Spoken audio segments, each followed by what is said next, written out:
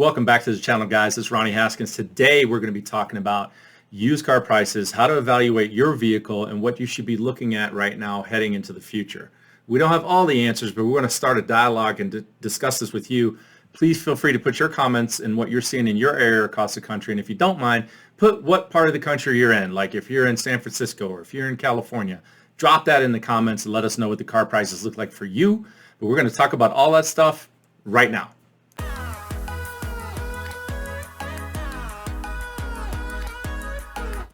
Okay, so today we're going to talk about the values of vehicles, maybe how to evaluate your vehicle a little bit, and let's talk about this inflation that's impacting the car business in a crazy way. First, let's show you some stats we've been looking at CarGurus. You can look this website up for yourself. I just Googled used car pricing today. And if you go to CarGurus website, you can see this used index right here. It shows the start date, 10/8/21, the end date, 4/5/22, right? So you start looking at these graphs and what is going on in the car business and how to make sense of it. They've got a little legend here for Ford, Chevy, Toyota, which are, some of the sales leaders, and so they're going to automatically populate this. But this is telling me that the average used car price is about $30,000. If you scroll down, in the last 30 days, you can see it's changed to show us that year over year, it's gone up 30% in the entire industry. You can even break that down based on body styles, okay? So if you look at the body styles of vans, and you can check that to add it to the chart up top, 51.55%. I did not know that. So we're looking at 51.5% just for vans. That doesn't say if this is just minivans or work vans or sprinters and ProMaster vans. We don't know, but this is telling us vans on average up 51% from last year. The big hot commodities, SUVs, as you can see, they're up 28.89% year over year, which is definitely impacting the values of vehicles and what you can purchase. Your purchasing power has shrunk. Our purchasing power has shrunk, and you can see that. So if you want to look at this with me and then give me your feedback on your area, that would be fantastic. We're going to be discussing that in this video as well as going into how you can evaluate your car. Now that's a lot of data to crunch, guys, but let me show you something else that may have slipped past you like it did me for a second. I'm going to click on this one more time. Look at the SUV market. The average car price right now for a used vehicle is $30,657, which is up 30%. But when you really look at what people are buying, they're buying SUVs. The average price is $39,700 for a used SUV, up 28%. So most of us can say, yeah, we're probably looking at an SUV, and they are just astronomically high right now, which, it is what it is. I mean, the market dictates this. We don't have answers. This video is not going to be about having answers about when this is going to come to an end, but, we just need to look at this and make sense of it so we can actually start planning what our next chess moves are going to be with the vehicles that we have.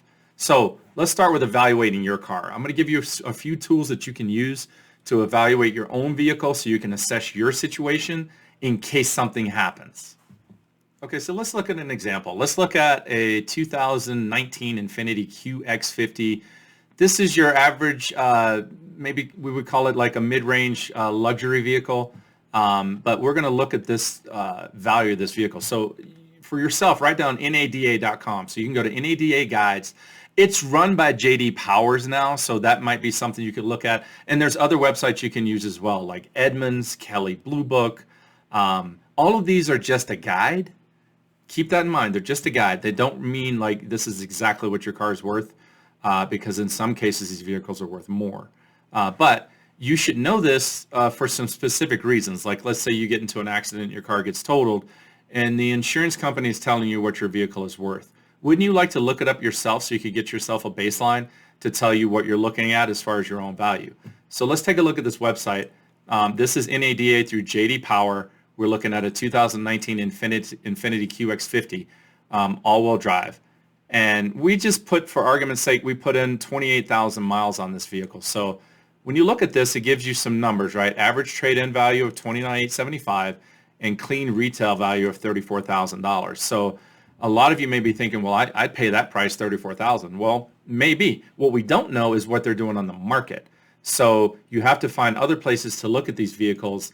Once you get that baseline on Kelley and Edmunds and NADA, Then you have to take that number and write it down and then go look at what other stuff is selling for. As a dealer, we have some tools for that actually checks comps for me across the nation for different cars. In your area, you can go to autotrader.com, you can go to CarGurus, Carfax. You can look this stuff up and it'll show you what those vehicles are doing in your market. So what does all these numbers mean? And so I want to give you something that you can actually put your hat on and take a look at it. Like, how does this affect us? So I pulled up CarGurus again. I changed the dates in the system from January 1, 21 to December 31st, 21. You can do this for yourself just by going to the website. But what I found is in the beginning of 21, the average SUV price was $29,000. $29,000. So what does that mean? That means that if you had a 3.5 interest rate on that vehicle that you were buying, your payment for 60 months would be $583. We could talk about 72 months and stuff like that, but for this video, we're just going to use 60 months. So 60 months of payment was $583.